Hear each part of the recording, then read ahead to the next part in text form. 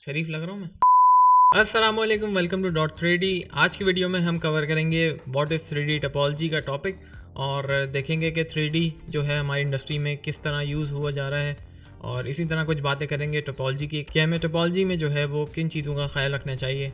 तो आइए देखते हैं।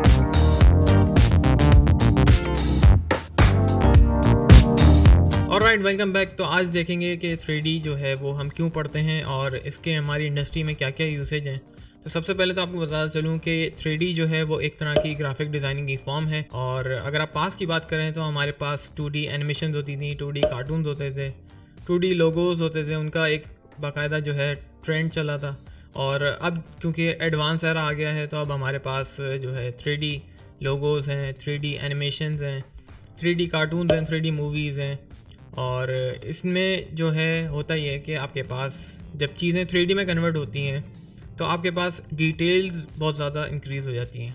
यानी कि आप 2D में जो है वो लाइट्स को इतना गौर से नहीं देख पाते, लेकिन जब आप 3D में आते हैं तो आपके पास लाइट से जो इम्पेक्ट आपका ऑब्जेक्ट पे पड़ता है उससे आप reflection, refraction, opaque, transparent objects को भी डिटेल में देख सकते हैं। आप कुछ भी 3D डिज़ाइन कर सकते हैं और उसके लिए आपके पास जो भी इमेजिनेशन में आपके पास है आप उसे यूज़ कर सकते हैं। आप उसे पेपर पे ड्रॉ करें या आपके पास कहीं से रेफरेंस है तो आप उसे इजीली किसी भी 3D सॉफ्टवेयर में इंपोर्ट करके और उसे अपना 3D डिज़ाइन में कन्वर्ट कर सकते हैं।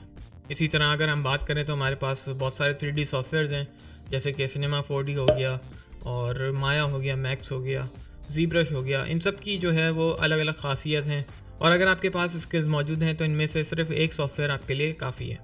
अगर आप 2D की फुल फॉर्म देखें तो वो है 2 डायमेंशंस और 3D की 3 डायमेंशंस। तो यानी कि क्लियर है कि हमारे पास 2D में 2 एक्सेस होते हैं और 3D में हमारे पास 3 तरह की डायमेंशंस हैं, यानी कि X, Y और Z।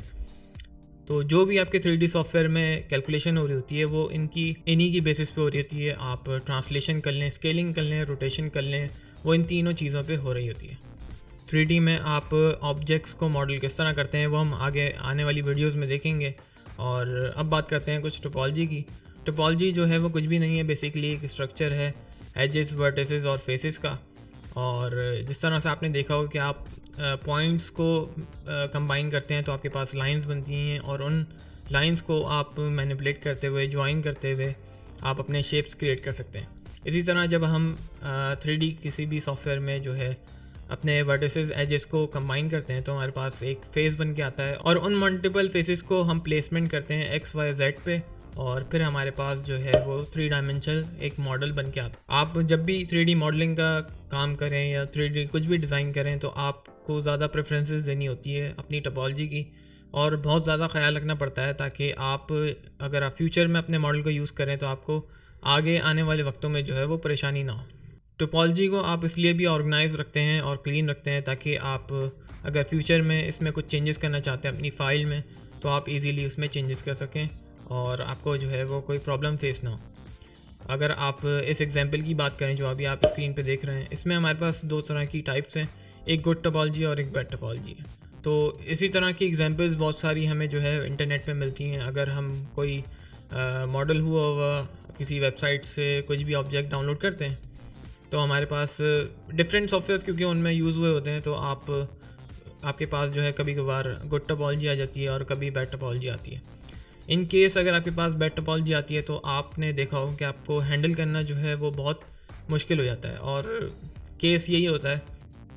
तो जब भी आप कोई चीज़ डिज़ाइन करें तो उसमें ख़ास ख्याल रखें टोपोलॉजी का और इससे होगा ये कि आपको भी जो है वो एडवांटेज रहेगी और जो आगे आप जिसको फाइल डिलीवर करेंगे या इन फ्यूचर आपको अगर यूज़ करनी है एनिमेशन वगैरह के लिए तो आपके लिए भी इजी रहेगी और आप इस पर जो है मॉडिफायर्स और इस तरह के और मज़ीद टूल्स, बेंडिंग वगैरह के, रिगिंग के आप यूज़ कर सकते हैं और आपको कोई प्रॉब्लम इसमें फेस नहीं होगी।